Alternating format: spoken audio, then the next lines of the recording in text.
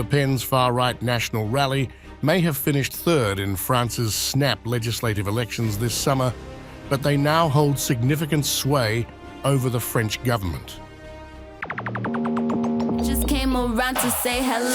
I'm so fly. You took a nosedive. Careful when you play on my level. For you it's so. Hey, hello. Motorola Razr 50 Ultra. Flip the script. Hello, Moto. Prime Minister Michel Barnier, appointed by President Emmanuel Macron on Thursday, faces a precarious position as his administration depends heavily on RN support, opposition lawmakers and analysts suggest. After Macron's decision to call a snap election backfired, resulting in a hung parliament, the president took weeks to select a prime minister who could maintain stability and protect his legislative record.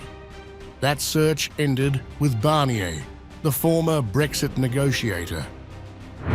His selection is seen as a strategic choice, given his political experience and reputation for moderation, despite the rising influence of Le Pen's far-right RN, which holds significant sway in the current political landscape. With Michel Barnier in Matignon as Prime Minister, the President remains clearly in power. He is not challenged by his Prime Minister.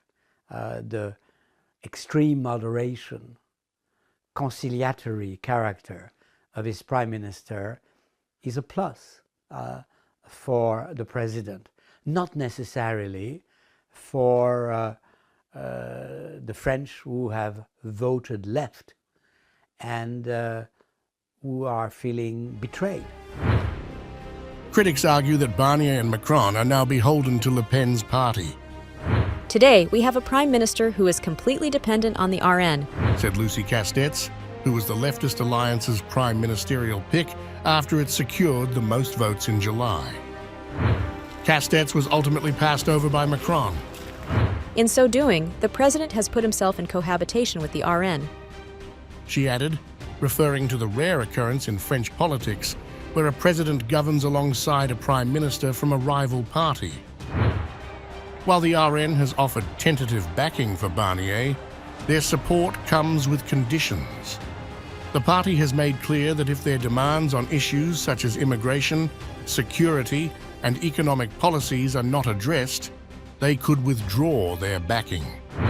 We reserve all political means of action if this is not the case in the coming weeks, RN Party President Jordan Bardella warned.